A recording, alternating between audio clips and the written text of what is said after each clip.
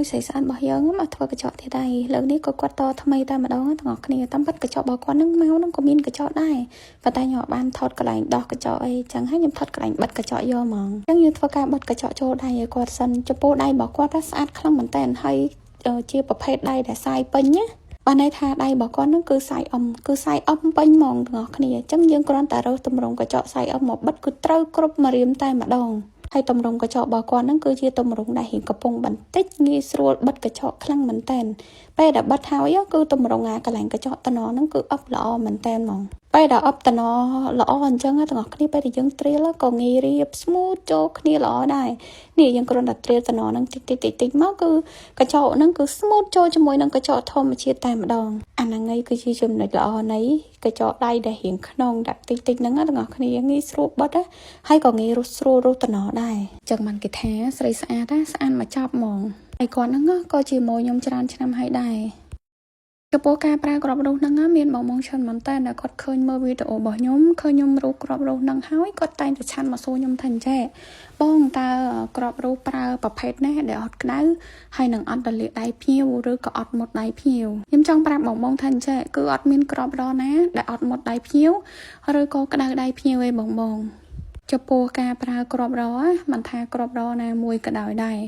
មានតែក្របរខ្លះរៀងស្ពឹកកាលណាតែរៀងស្ពឹកឧទាហរណ៍ថាក្របប្រភេទជ័រទាំងអស់គ្នាដែលឃើញប្រភេទជ័រហ្នឹងខ្ញុំពីមុនក៏ខ្ញុំប្រើប្រភេទជ័រហ្នឹងដែរដោយសារខ្ញុំរកអាក្របប្រភេទដៃនេះអត់ឃើញអត់ទាន់មានអត់ទាន់ត្រូវអញ្ចឹងណាដូចដឹងស្រាប់ហើយទាំងអស់គ្នាអើយការរកក្របរហ្នឹងគឺថាតម្រាំតែត្រូវតម្រាំតែរកបានល្អប្រើមួយគឺទិញចោលមិនតិចទេទាំងខ្ញុំទាំងគេហ្មងជាងកញ្ចក់គឺយល់ហ្មងចំណុចហ្នឹងចំពោះការរកក្តៅសាច់ដៃហ្នឹងណាខ្ញុំចង់ប្រាប់បងចេះបើសិនជាបងរបងហ៊ានបញ្ឈរក្របរហើយរបំបត្តិតំណមិញហ្នឹងតំណកញ្ចក់តហ្នឹងពេលដែលរទៅប៉ះកញ្ចក់ធម្មជាតិច្រើនជាងកញ្ចក់ជ័រនឹងក្តៅហើយទាំងអស់គ្នាមិនថាប្រភេទណាក៏ដោយគឺដឹងតែក្តៅដៃហ្មងមួយវិញទៀតនោះគឺរសកត់ពេកហើយនឹងរផ្អឹបអាហ្នឹងគឺដឹងតែក្តៅដៃហើយទាំងអស់គ្នាតែបើសិនជាបងចេះតិចនិចនៃការរនឹងច្បាស់លាស់មិនថាប្រភេទជ័រក៏យើងអាចអត់ឲ្យក្តៅសាច់ដៃភ្ញៀវបានដែរអញ្ចឹងយើងត្រឡប់មកដល់ការធ្វើកញ្ចក់របស់យើងវិញអញ្ចឹងយើងដាក់ទឹកខ្ជប់ហើយអញ្ចឹងពេលដែលយើងលាបទឹកខ្ជប់ហើយគឺយើងអាចដាក់ម្សៅបានតែម្ដងចំពោះការដាក់ម្សៅរបស់ខ្ញុំហ្នឹងគឺទម្លាប់របស់ខ្ញុំហ្នឹងគឺដោយរត់ដល់នឹងឯងទាំងអស់គ្នាហើយគឺចាប់តែមកជក់គឺខ្ញុំចាប់ផ្ដើមតែម្សៅហ្នឹងមកដល់ចុងកញ្ចក់តែម្ដងថ្ងៃនេះភ្ញៀវរបស់ខ្ញុំយករៀងវែងណាប៉ុន្តែខ្ញុំនៅតែចាប់មកជក់ហ្នឹងដដែលដូចខ្ញុំប្រាប់អញ្ចឹងការដែលយើងចេះតិចនិចនៃការចាប់មកជក់ហ្នឹងកាលណាតែយើងចេះចាប់បានស្អាតលៃម្សៅបានល្អប្រើតែមកជក់ដល់ចុងកញ្ចក់មកជក់ដល់ចុងកញ្ចក់តែបានស្អាតតម្រង់កញ្ចក់របស់យើងគឺលះល្អហ្មងមិនថាភ្ញៀវតកញ្ចក់ខ្លីមិនថាភ្ញៀវតកញ្ចក់វែងទាំងអស់គ្នាគឺនៅតែលះស្អាតតែម្ដងសម្រាប់មួយខ្ញុំមួយជាទូទៅឲ្យតែមួយរបស់ខ្ញុំអញ្ចឹងភាគតិចដែលគាត់ចង់តចែលអញ្ចឹងទាំងអស់គ្នាអញ្ចឹងហើយសម្រាប់វីដេអូឃើញតកញ្ចក់ម្សៅរៀងញឹកជាងតិចហើយដោយសារអីគឺមួយខ្ញុំ10អញ្ចឹងគឺ9បាត់ហើយគាត់តកញ្ចក់ម្សៅសឹងថាតែ1តែ2ឯងដែលគាត់តកញ្ចក់ចែលការតកញ្ចក់ចែលនៅកន្លែងខ្ញុំគឺទៅជាកម្រវិញណាទាំងអស់គ្នាដោយសារអីបងដែលគាត់តកញ្ចក់ម្សៅឬក៏អូនមួយខ្ញុំដែលគាត់តកញ្ចក់ម្សៅអញ្ចឹងគាត់ថាវាលឿនជាងហើយវាស្អាតជាងហើយមួយទៀតគឺវាជាប់ល្អជាងអញ្ចឹងណាអាហ្នឹងខ្ញុំតាមទៅភ្ញៀវដែរទេបើសម្រាប់ខ្ញុំតចែលក៏ជាប់ល្អតម្សៅក៏ជាប់ល្អដូចតែគ្នាទេទាំងអស់គ្នាអើយឲ្យតែយើងចេះតិចនិចតគឺបានល្អបានស្អាតដូចគ្នាគាត់ថាម្សៅគឺតលឿនជាងមែនហើយសម្រាប់ជាងនៅកន្លែងខ្ញុំក៏គាត់ចូលចិត្តតកញ្ចក់ម្សៅជាងដែរជាងនៅកន្លែងខ្ញុំប្លែកណាទាំងអស់គ្នាអត់អាឡែស៊ីជាមួយនឹងម្សៅទេប៉ុន្តែអាឡែស៊ីជាមួយនឹងចែលឲ្យតែគាត់តចែលឲ្យភ្ញៀវដឹងតែគាត់ល្មមដៃហ្មងតែបើសិនជាគាត់តកញ្ចក់ម្សៅឲ្យភ្ញៀវគឺអត់អីទេប្លែកតែទាំងអស់គ្នាខ្ញុំធ្លាប់តែឃើញគេអាឡែស៊ីជាមួយនឹងម្សៅច្រើនជាងបើសម្រាប់ខ្ញុំផ្ទាល់គឺខ្ញុំអត់អាឡែស៊ីជាមួយនឹងប្រភេទគ្រឿងកញ្ចក់អីមិនថាគ្រឿងអីក៏ដោយគឺខ្ញុំអត់អីទេអញ្ចឹងណាមិនថាម្សៅមិនថាចែលគឺខ្ញុំធម្មតាអញ្ចឹងយើងចូលមកដល់ការរូសចាប់រៀងហើយចំពោះការចាប់រូសចាប់រៀងទម្រង់កញ្ចក់ហ្នឹងគឺអាស្រ័យទៅលើការតរបស់យើងដែរសិនជាយើងតបាន smooth បានល្អហើយអញ្ចឹងការត្រៀមរៀងពីលើហ្នឹងគឺងាយស្រួលខ្លាំងមែនទែនមួយវិញទៀតមិនថាកញ្ចក់ហ្នឹងខ្លីឬក៏វែងទេទាំងអស់គ្នាអាចមើលការត្រៀមរបស់ខ្ញុំបាន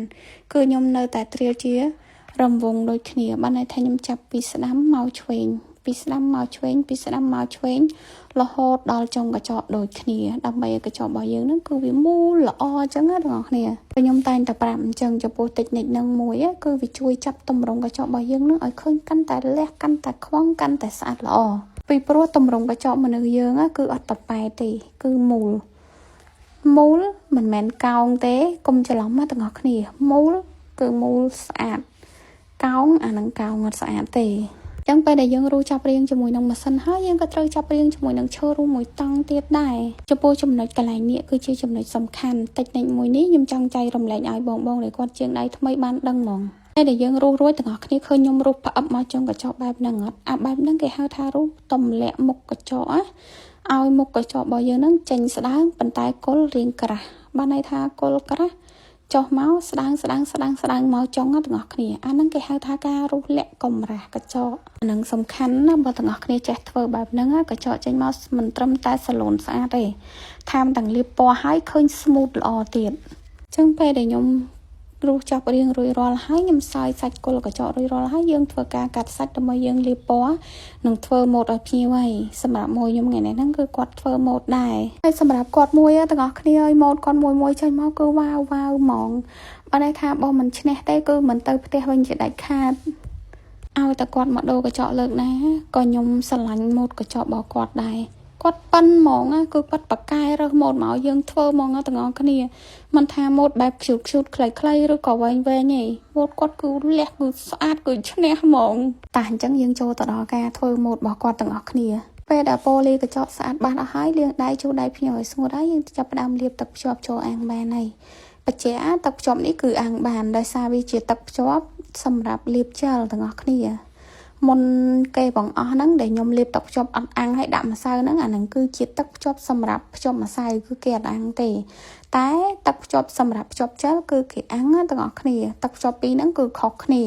ពេលដែលលាបទឹកភ្ជាប់អាំងរួចរាល់30 second ហើយយើងធ្វើការលាបពណ៌បានហើយចំពោះពណ៌គឺយកពណ៌ background ដល់តាមភ្ញៀវដែលរើសហ្នឹង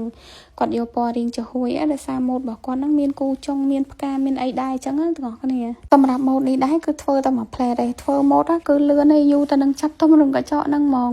ដោយសារអីម៉ូដរបស់គាត់ហ្នឹងខ្ជិលខ្ជូតប៉ុន្តែយើងគូលឿនទេពីព្រោះអីនេះអាគូតម្រង់បែបនេះទាំងអស់គ្នាអើយមានភ្ញៀវគូរាល់ថ្ងៃហ្មងឥឡូវសឹងថាបិទភ្នែកគូបានណាមិនធម្មតាឯណាគូរាល់ថ្ងៃពេកហ៎